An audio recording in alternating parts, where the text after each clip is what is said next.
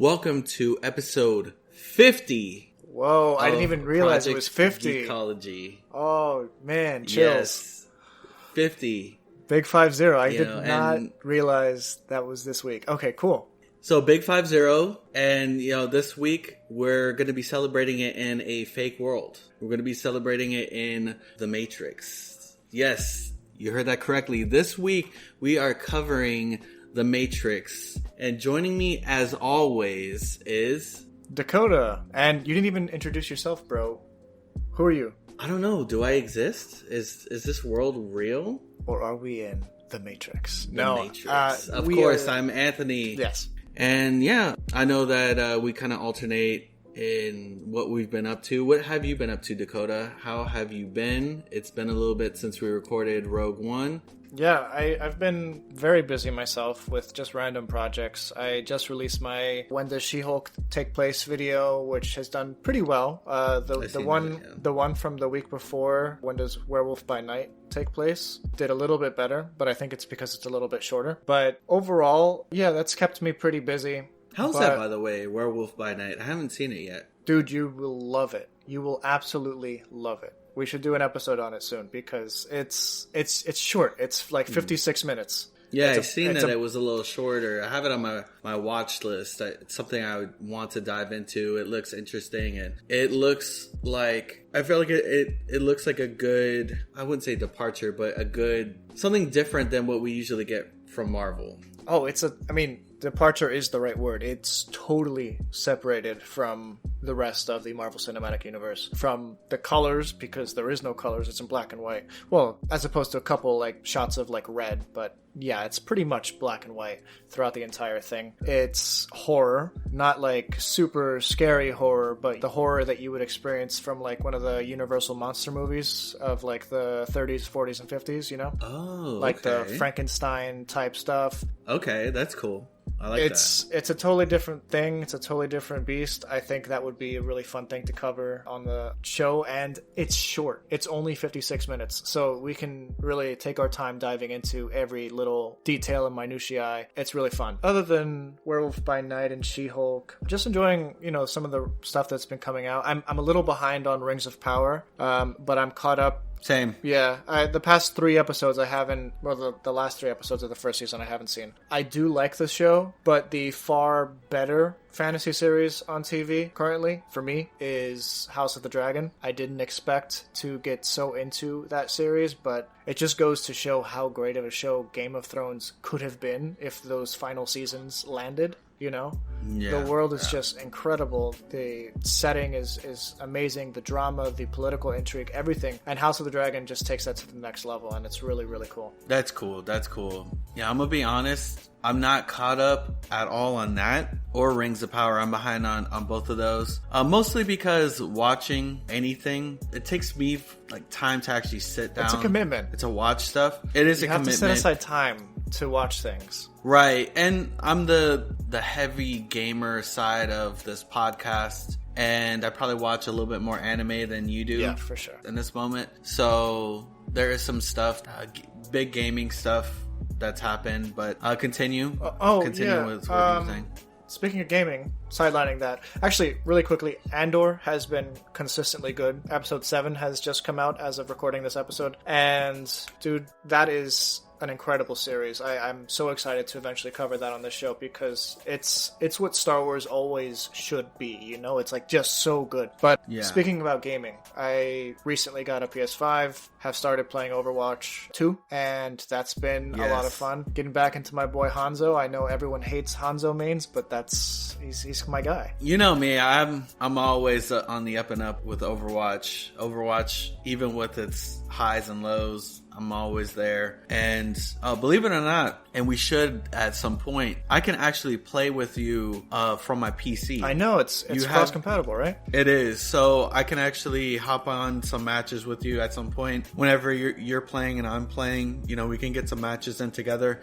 Dude, I've literally been playing with friends on Xbox and PS4 from my PC. That's awesome. I've come to be more comfortable with playing that game with a mouse and keyboard, so I like that, being able to play, even though it's just quick play from my PC with my friends. it's really been good that I can play with my friends. I mean, I don't have a PS5. The PS5 is still elusive. I know. Jen told me that, like, by chance, she was fortunate enough to have, I think, a coworker send a link. Yeah, it was literally last minute. To... She was at work. She said that she literally just mentioned, I've been trying to get a PS5 for over a year now. And the coworker's just like, let me check my links. And he's just like, oh, one just popped up at Sam's Club. So we got ourselves a membership to Sam's Club. It's like a big Costco type place. Yeah. And it's a wholesale. Yeah. And we ended up getting a box. That's funny. And dude, it's been pretty sweet. Nice. Pretty sweet.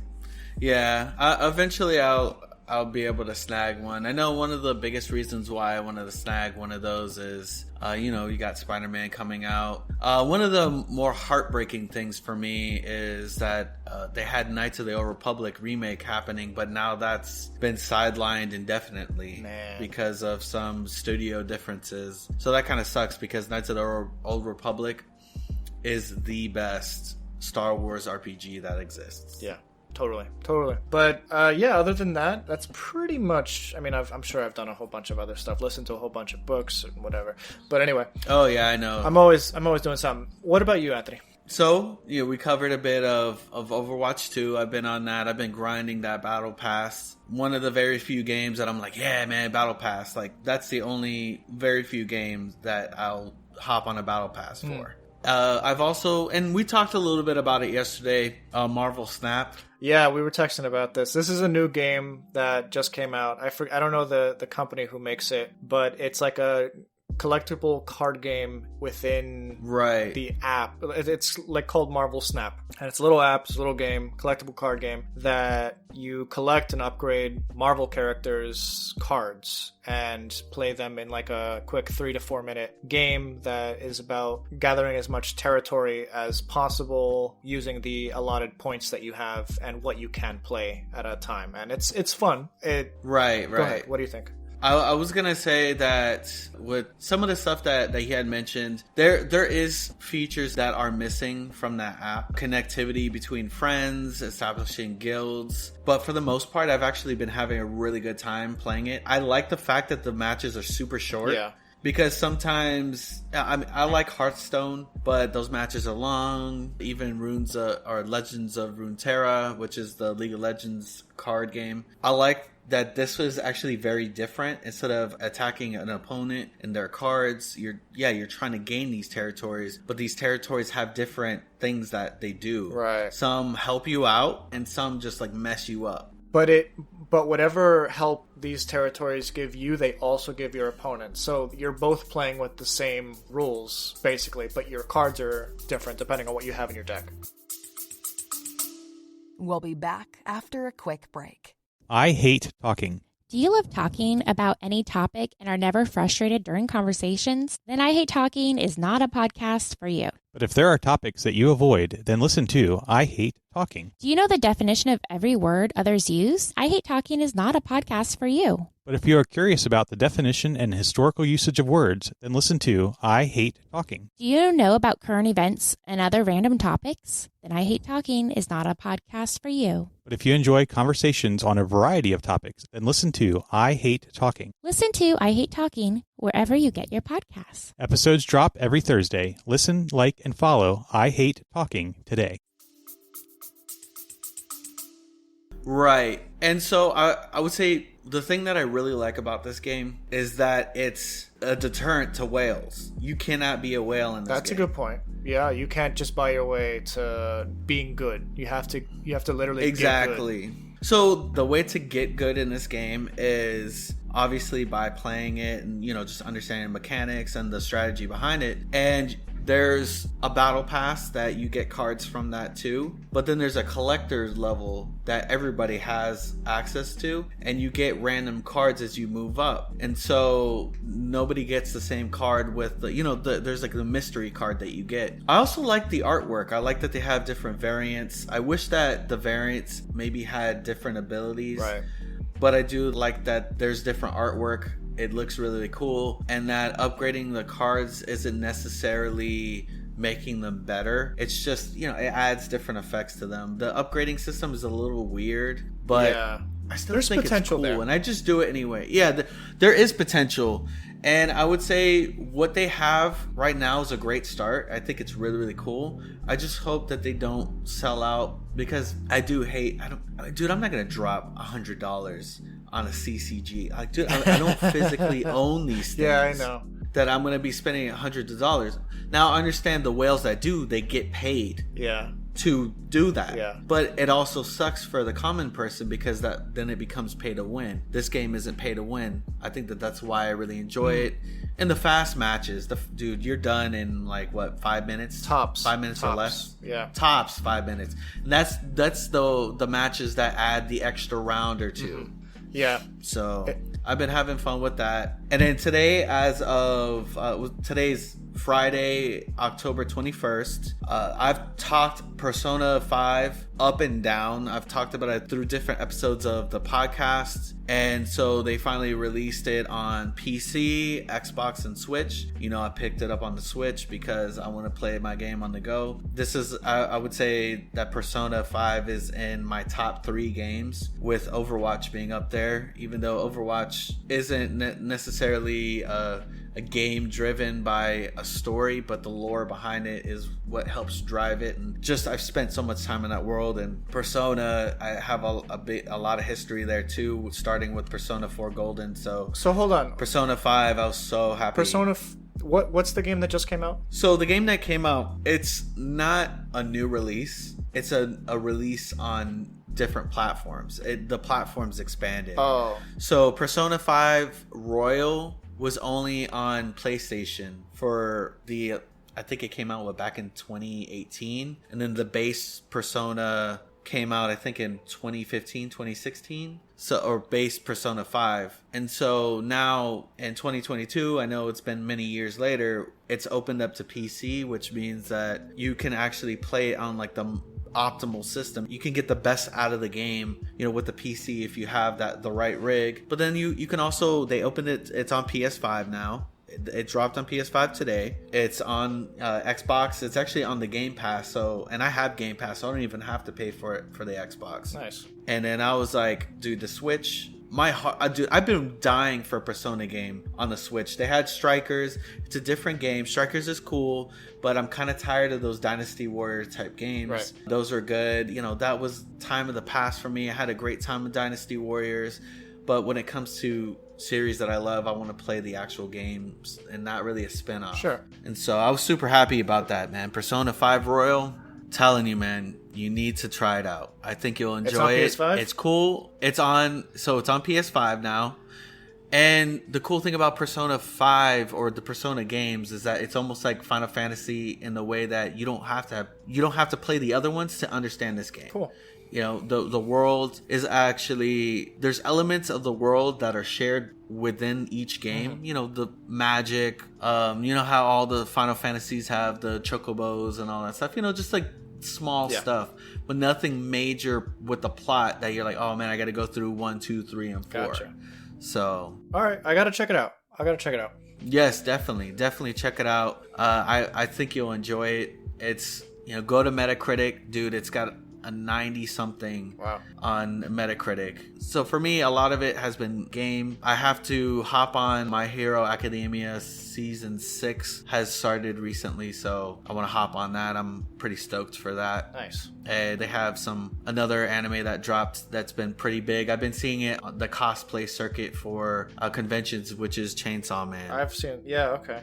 So yeah, the anime for that finally dropped also, amongst other things. So. Yeah. But yeah, a lot of it has been video game stuff for me, and then also a continuation of working on my web development, which is very relevant for the movie that we're talking about. Even though he's not developing webs, but he's building programs. And there's other people who do build programs and everything. Shall we dive into that rabbit hole? Yes, let's follow the white rabbit right on in to the Matrix. Oh, man. Okay, so I was having this conversation on Twitter earlier because I was watching it sporadically over my coffee break and my lunch break, and when I got back from work, I finally finished it just now. And I think it might be the coolest movie that's ever been made. It's not the best movie, It's not the greatest movie, but the coolness factors are just through the roof. Like, starting from the very beginning all the way to the end, you know, you have the bullet time, you have the trench coats, you have the really dark sunglasses, you got the slow-mo, you have like the opening your eyes type of moment, you have the blue pill and the red pill, and you have, there's just so much in this that's just like, wow, this oozes coolness in literally every scene. You got the guns, you got the flipping martial arts, man. I know kung fu. It's incredible. Like, this movie is just so cool, and the Wachowskis, it's influenced a lot. Totally, it's influenced a lot in not just movies and TV shows, but it influenced stuff in video games. Video games started adding bullet time to it. I would say, like, one of the biggest games that I remember that added bullet time was a series called Max Payne. And so I was like, oh, and I remember playing that. I'm like, oh man, it's like the Matrix. I remember you and I going so hard into the Matrix video game. That was fun. Yeah. It probably is just like a really bland video game nowadays, just because I'm trying to picture it in my head, and it's probably just a bunch of like gray rooms and green green matrix. I don't even know what that's called. It's like the digital green characters that just come down the screen. I'm trying to picture it, but right, the source code, I think it was okay, called. that's it. Yeah. And the funny thing about that game was that you didn't even play any of the main characters. You played Ghost, and I forgot. It was Ghost, and it was a new character that they... Yeah, I think it was like a newer character. It was a female. I forget. Was it Ghost and Niobe? Yeah, it was Niobe. Niobe. Okay, yeah, it was Ghost and Niobe that you could play. Yeah, dude, I remember that, and I remember us researching to see if there was like a co-op capability to it, but nope. There just Single wasn't. player. Yeah. So we're thrown into this world in the Matrix, literally. The first scene is in the Matrix. Yeah. We have Trinity being interrogated for something, and we don't really understand what's going on, but we jump to the outside where we meet Agent Smith, one of the agents, and he's basically like, you should have called me. And the cop's like, I think we can handle one girl. He's just like, no, this is for your protection. All your men are already dead. And we go like we see inside the room, and she does that flip in the chair. And I'm miming it on Zoom for Anthony to see, so he can see my like flying crane kick. And classic slow-mo. Actually, that scene is fascinating because what they did was they had like a whole bunch of photo cameras take the same picture at the same time. So she jumped up and each camera took the picture at the same time. So they were able to like slide through all the pictures into and like splice them together into one thing, and it's so cool, like how they managed that.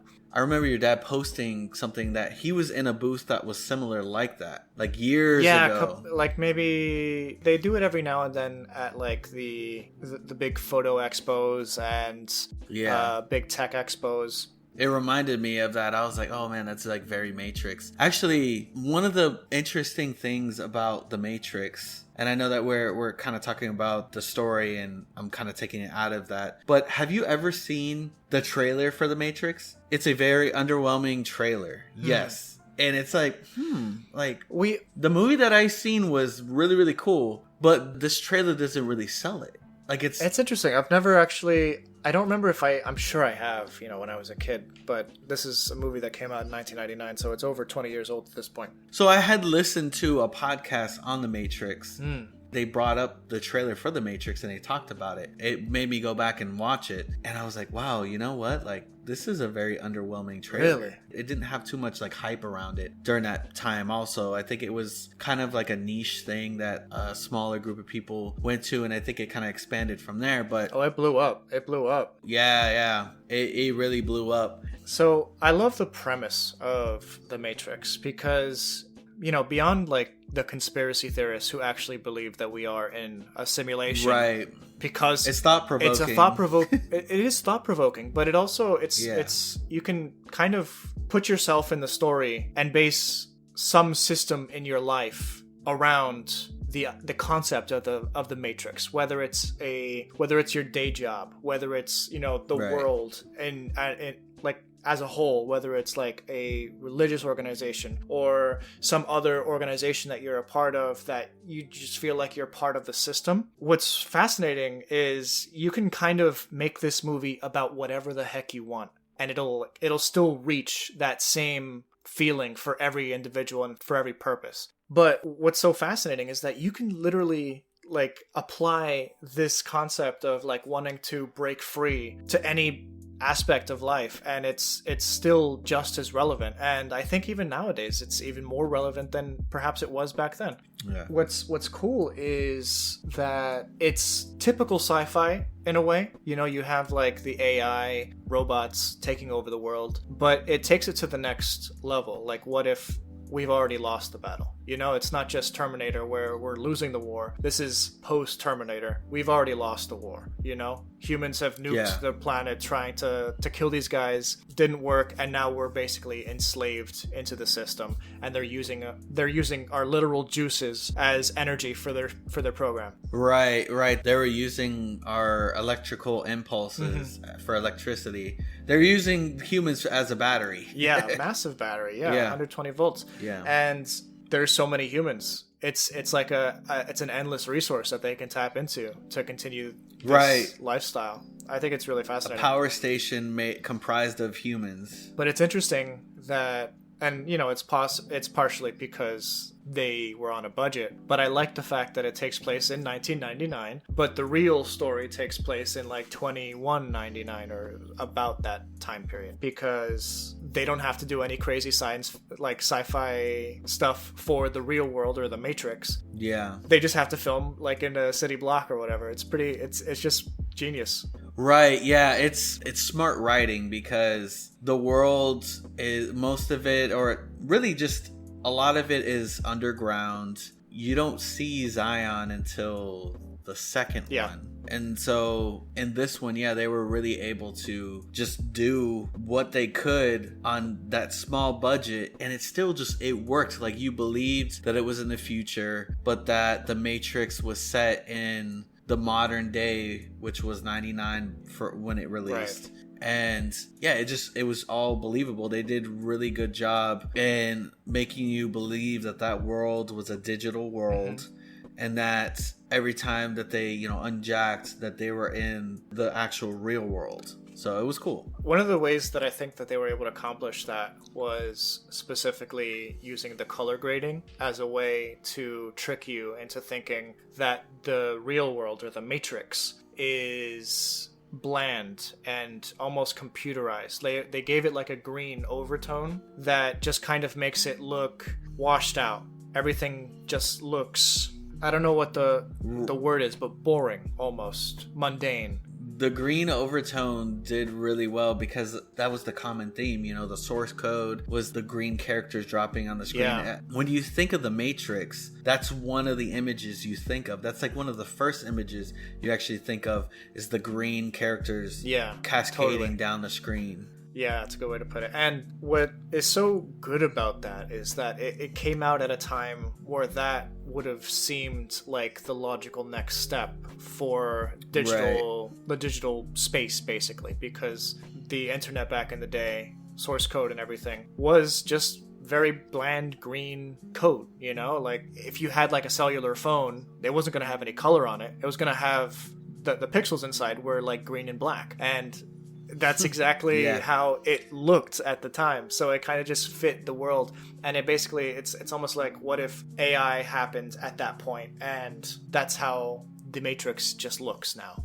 Right, and back in those times, or at least a bit earlier than that, computers were largely navigated through DOS. That, like, back then, if you had a computer, or I would say like before that, because computers started to flesh out a little bit by then. But yeah, back then, really, to navigate computers, you had to know like a basic level of programming. Like, you didn't really have to program, but there was navigating like command prompts that you had to use and stuff. So it really did go well with that period of time. And it's crazy that like the people in that movie, they can look at the screen and be like, yeah, I see a building, a lamp. Oh, that's a person right there. That person has a gray jacket with, jeans on. And to us, we just see green, illegible green stuff. Right. It kind of goes with that culture a little bit. You can kind of like, they're reading it just like you would read. Right, they're reading it, just like you would read a book. They would read the source code, and it just kind of fit that world. And I liked the idea that Neo was a hacker,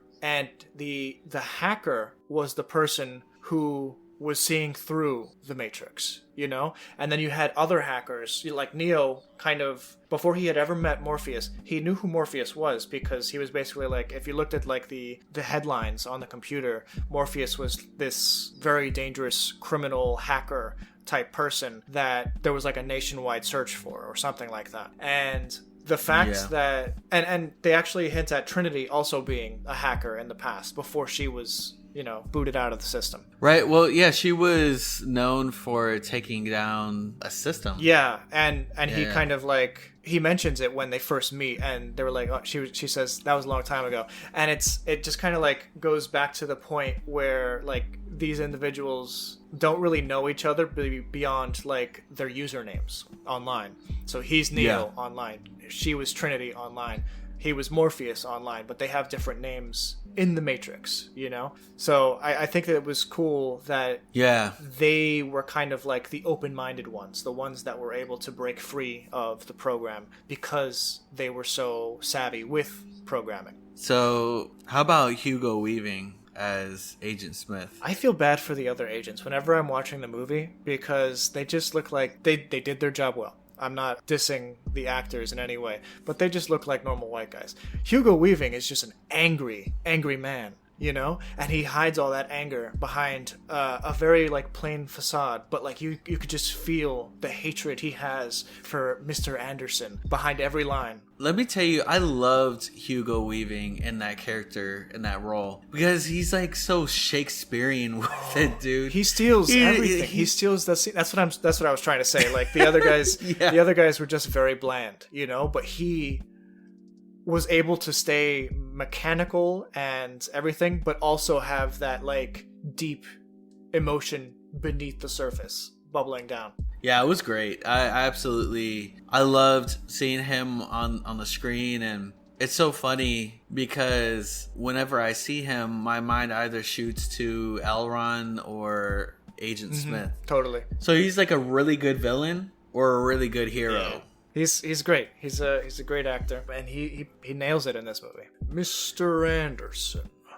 Keanu Reeves like really knocks it out of the park in the role of Neo. Yeah, he's a very believable guy, you know, because that's ultimately what Neo is. He's just, up until the very end, he's just some guy. Even the Oracle tells him, like, you're not the one. You have to follow your own path, basically. And it is until he believes that he is the one that he is the one, you know? And it's an awesome performance because he's just playing someone who's learning this world as we're learning about this world, and it's fun to watch that awakening happen. What I like about this movie is that there's a really strong level of physicality to it. You know, there's a lot of running, there's a lot of flips, there's a lot of like punches and kicks and everything. So he had to get into shape, at least to some extent. You know, obviously there's training, obviously there's like editing cuts and stuff. Obviously Keanu Reeves can't flip over a subway train, but with the help of movie magic and strings and CGI, you can do all that kind of stuff. But well, he had to learn in that moment how to jump over trains, you know. Yeah, jumping forward to that scene. I don't even think we're talking about like individual scenes at this point. We're just going to like different parts of the movie, which is fine because everyone's seen The Matrix. You guys know what we're talking about. And if you haven't, please do yourself a favor and just watch the coolest movie ever made. Yeah, so we're talking about original Matrix. We're not talking about Reloaded or Revolution. We're just sticking to just this one film. This is the one that has the most favorable outlook out of all of them. It's the classic. It's a classic movie. It is. It's classic science fiction. And that's where the influence came from. I feel like the other movies didn't really contribute anything to geek pop culture or just pop culture in general. But the original brought a lot that you do see in a lot of cinema or TV shows, or at least around then. And it really did do a lot. Like, it did a lot. It might not be a great film, but I would say that there is a good difference between, like, you don't have to enjoy a movie, or you don't have to hate a movie even if it's not great. Like, you could still have fun with it. You could still love it, even if it's not the greatest cinematic masterpiece ever made, you know? And that's what The Matrix is. And honestly, it was a good movie. Like it's was, actually a yeah. great film. It's not it's not a cinematic masterpiece, but it is a great film, and it's worth being talked about. It's worth being studied, like we're doing now.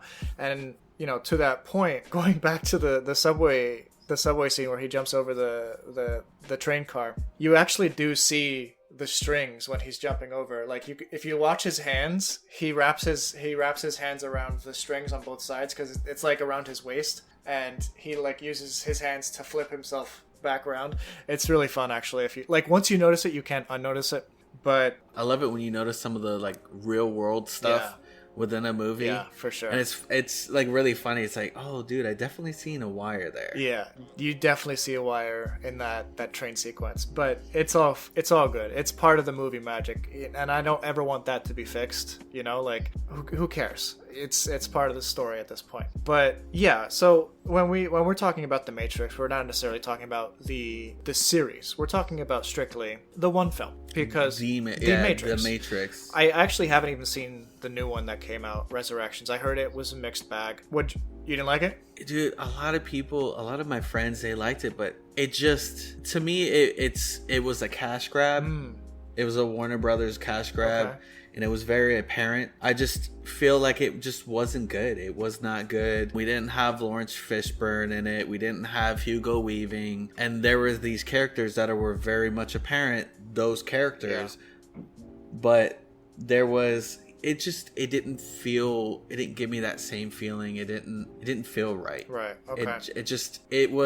It's one that, watch it if you want to, but it's skippable. It's a throwaway for me. It's skippable, yeah. I don't think I'd ever go back and watch it again unless, like, maybe I'll feel better about it in the second viewing. But I saw it. I went to the movies to see it, and I was just like, I felt let down. Okay. So one thing that I noticed is that while they do have cell phones, like when they're booted into the Matrix, each character is given a cell phone. I presume it's every character given a cell phone. But they need a landline specifically so that they can be traced back to the real world. And I wonder, and I think that's part of like the charm of the movie, because you can't really do that these days. There's very few landlines that people actually use, especially not on street corners anymore. You don't really ever see working payphones. Right. So that's kind of, it made sense why they used a landline, because it was kind of like the hard line connection to like bring them back to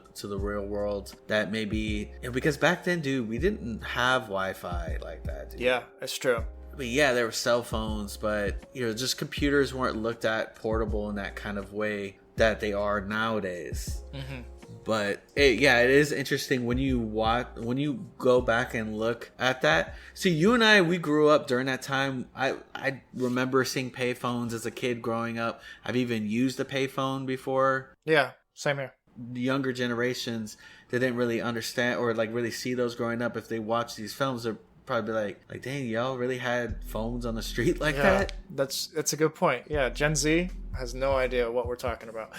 I'm always surprised by the biblical allegory in The Matrix. Not just this movie, but the series as a whole. And I don't think it's necessarily like a one-for-one thing. They kind of pick and choose concepts from like the Bible or characters' names from the Bible and turn it into part of the plot. Neo is not a biblical name, but as soon as they address the fact that he's the chosen one, or like a Messiah like character, Cypher goes, Jesus, like he it's like very blatantly like, this is the Jesus character of this fictional world.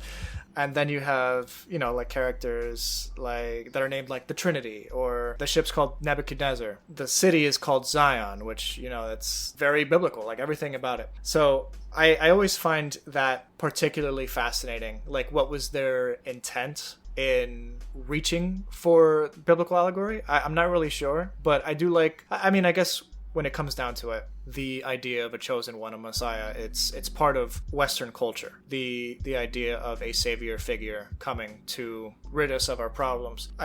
Not even like sticking with the obvious Jesus parallel. You have characters like Superman, who was sent by his family from a dying world to save the lives of people in another world. That was hugely influential to pop culture, and I'm sure somewhere down the line, if we didn't have Superman, we probably wouldn't have Neo. You know, it's all part of the zeitgeist that we have characters that are chosen one characters. You know, we have, you know, Harry Potter, we have characters like Frodo, we have all these individuals who, whether it's put on them by fate or they take up the call, it's a really fascinating comparison. In this film series, they really take like a direct approach in taking stuff from the Bible. Yeah, it's very like liberally taken. So yeah, I know we kind of had started with the story and kind of broke off from that, but I mean, for the most part, we'll say the story, Thomas Anderson, aka Neo, which you don't really hear him, or well, you do hear Agent Smith.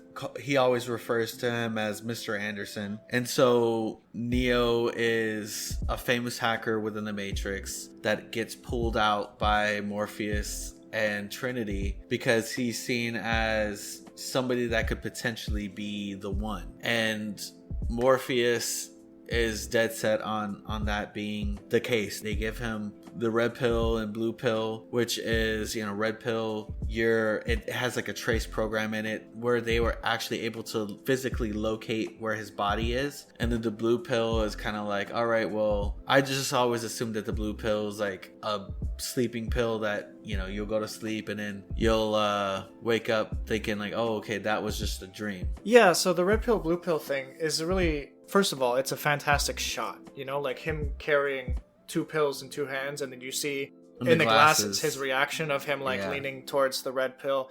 It's an awesome shot. Like, that is just, whenever I see it, I'm just like, that's cool, you know?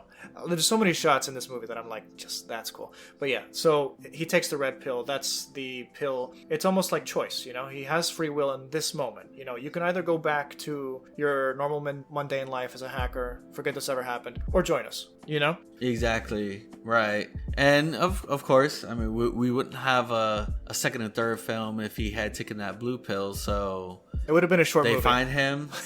Right. And so yeah, they find him. He realizes that, or he finds out that the world that he was living in was a computer simulation that was set up by these machines called Sentinels, or just like, you know, the machines in general. Because I think the Sentinels were just the soldier class of machines. And so yeah, it was a simulation to make humans think that they're like just living their lives while their bodies are being harvested by the machines for the electricity. And so yeah, there's the whole growing pains of realizing that he was living a lie. And I love that kung fu sequence between him and Morpheus. Loved it.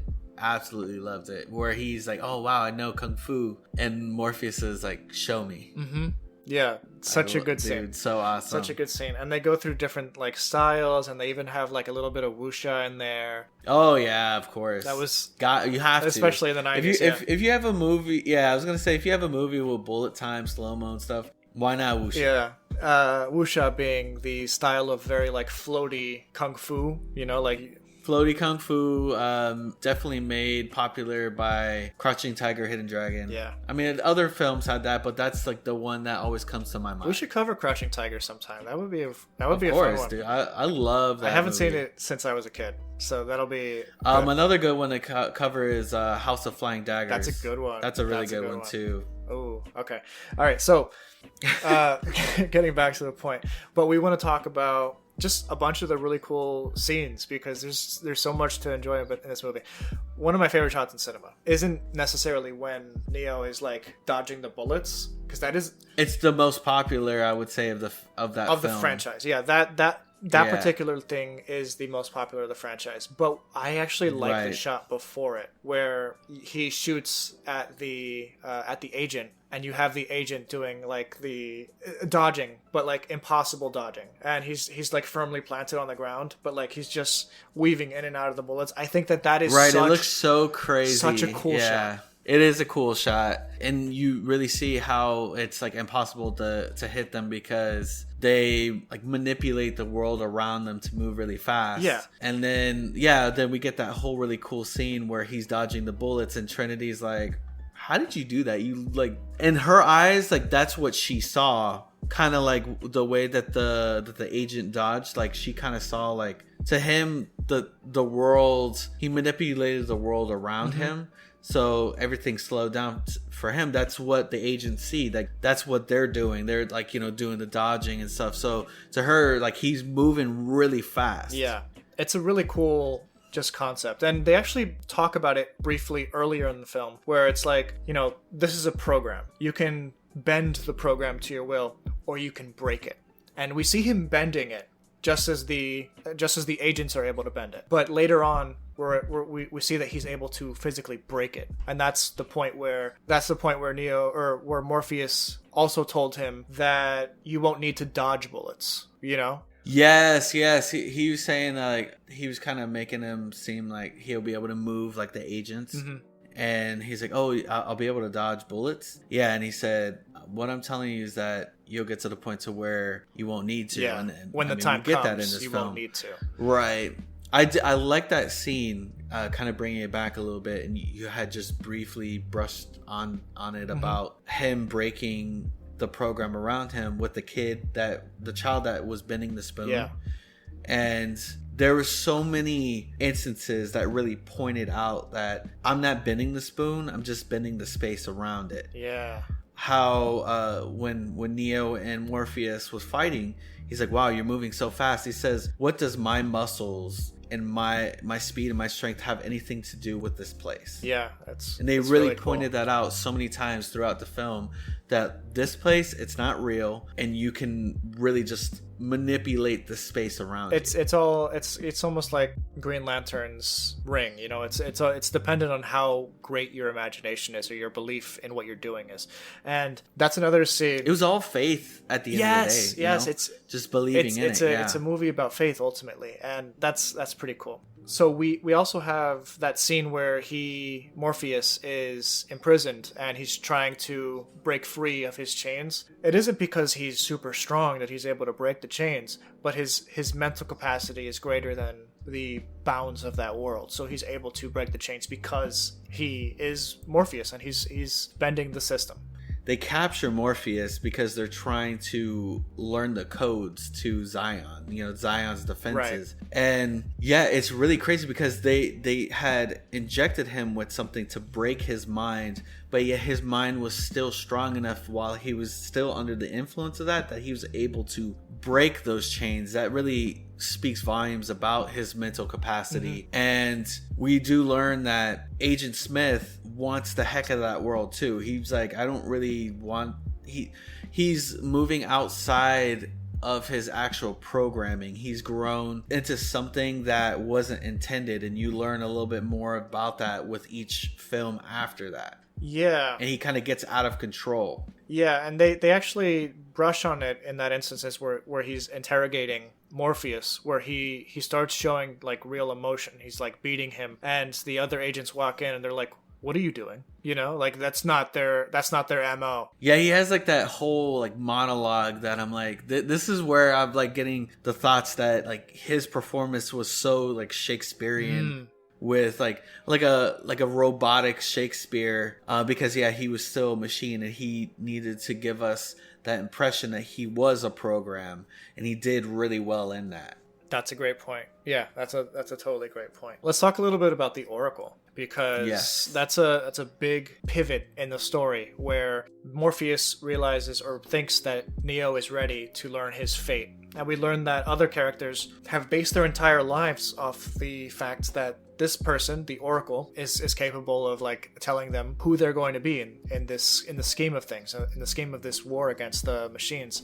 And I like that they kind of, Morpheus is all about like being upfront about his like what she told him. Like she told him he was going to be the one who finds the one, Yeah. And and later we find out that she told Trinity that she would fall in love with the one. Yes. Which becomes a huge, plot at the end of the movie. Right. But I've always been so curious about the fact that like she basically just tells Neo straight up, "You're not the one," And he had that thought too, like, "Oh, I'm not the one," and she's like, "Yep, righto." Bingo. That kind of, yeah, righto. I was like, Like, she was so very like candid about just it. like It wasn't nonchalant about it. Yeah, candid about it. It was just like everybody's like built this whole like hope and dreams on this guy being the one, and she's like, "You're not the one." But really, it was just like a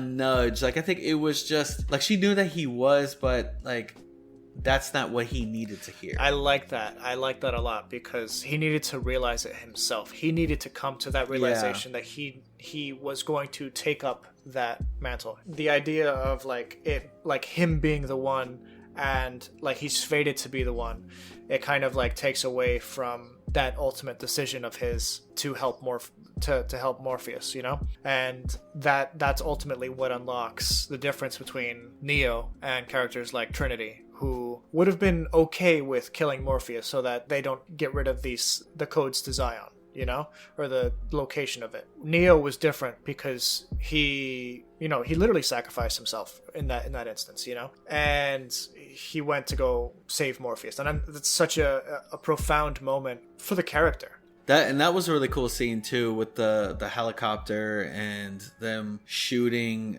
into the building, and I loved how the world of the Matrix worked, and you actually got this in the other films too, where they go up to the helicopter and Neo's like, "Oh, you know how to fly this?" She's like, "Not yet." And so she lets Tank, which is the operator, know like, "I need an upload on this helicopter how to fly it." And so it's just like your brain is being uploaded with this, and then like this, she knows how to fly this helicopter. It's awesome. Yeah, no, we're so used to downloading programs and installing programs on computers that it really shows that your mind kind of operates like a computer in a way like that. You can upload information, but it's also kind of like an AI because it does, self-realizing. Yeah. So no, it's a really fascinating thing. And even it like is. when the film first, when he first enters the real world, and they're uploading him with different kung fu techniques and styles. It's like one of the coolest concepts ever. Like, what if you can just learn how to play guitar in 30 seconds? Like, that'd be awesome. For real.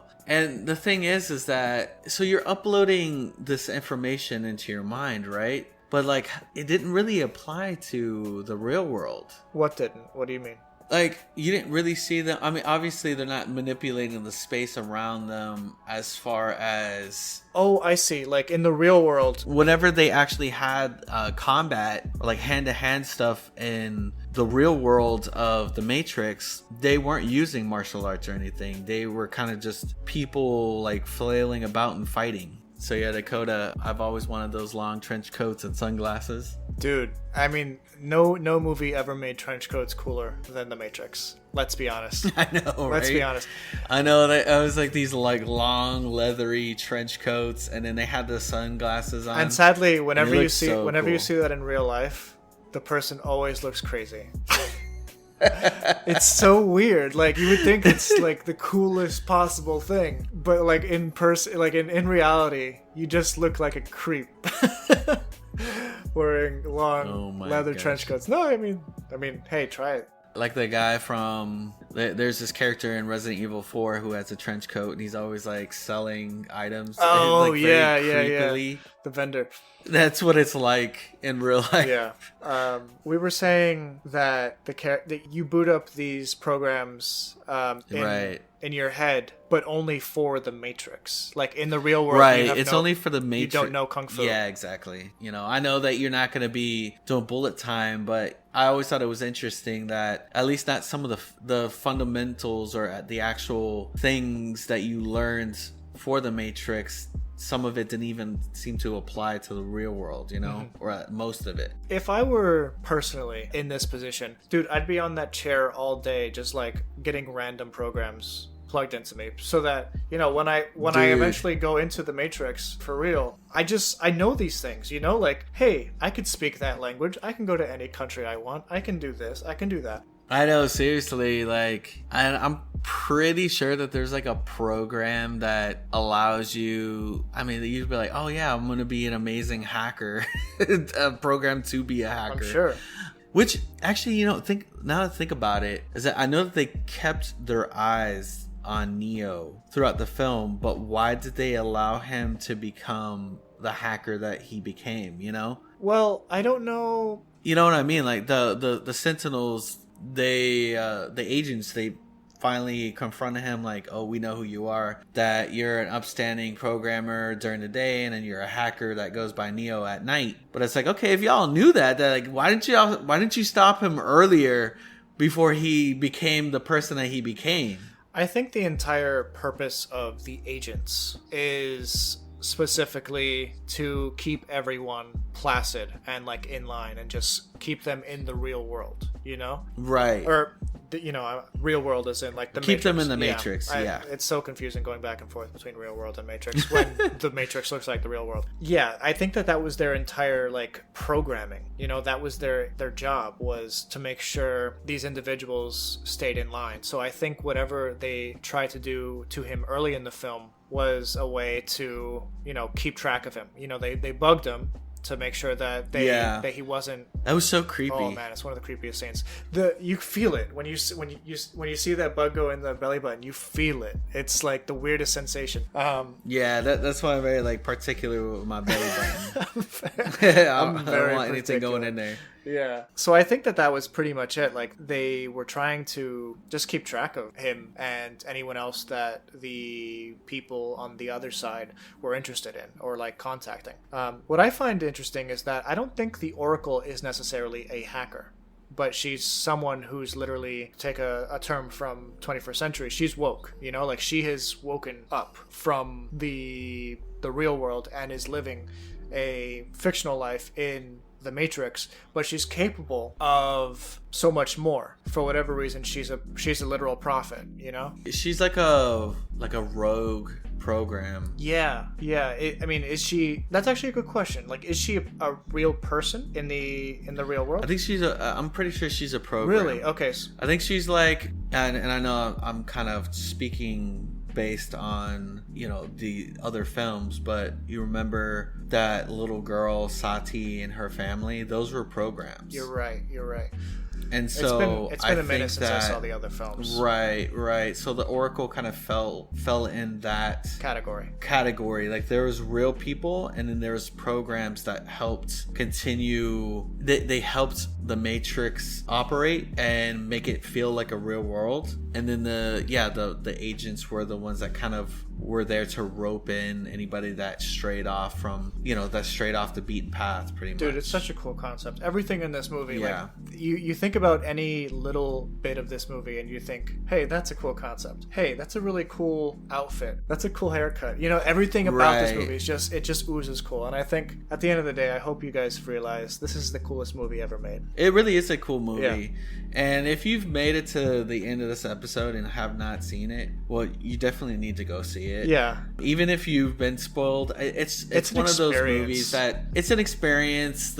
It has such a, you can watch it it's one of those yearly like revisits kind of. It's an easy watch too. Like Harry Potter. It's an easy watch, and it's fun. It's a fun movie to watch. It introduced really cool concepts, and it really did. Yeah, it did mess with the conspiracy theorists with the simulation. But it added also like the thought of like, man, what if I could upload abilities into my mind like that? That would be crazy. Yeah. But we have run out of time in our show. But thank you so much for listening to us here for our 50th episode. I cannot believe it's been 50 episodes, Anthony. The time has really flown by. But I'm hoping that we can get to 100 sometime relatively soon. We definitely appreciate those of you that have stayed along with us. We love making these episodes. It's so fun, and definitely give us a great, 5-star review. We'll love you. We'll love you for it. Anything less than 5-star is trash. Let's be honest.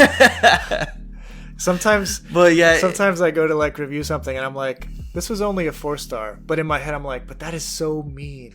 So I give it a 5-star. Guys, give us a 5-star review wherever you listen to your podcast. Please, we that does actually help get this podcast to more ears. Believe it or not, there is an algorithm to podcasts and podcast apps that definitely helps. So thank you Thank you so much for listening to us and joining us for this episode. We hope to see you again next time. Please follow us on our socials at PGeekology on Twitter and at Project Geekology on Instagram. And we'll see you on the next one, guys. See ya. Bye.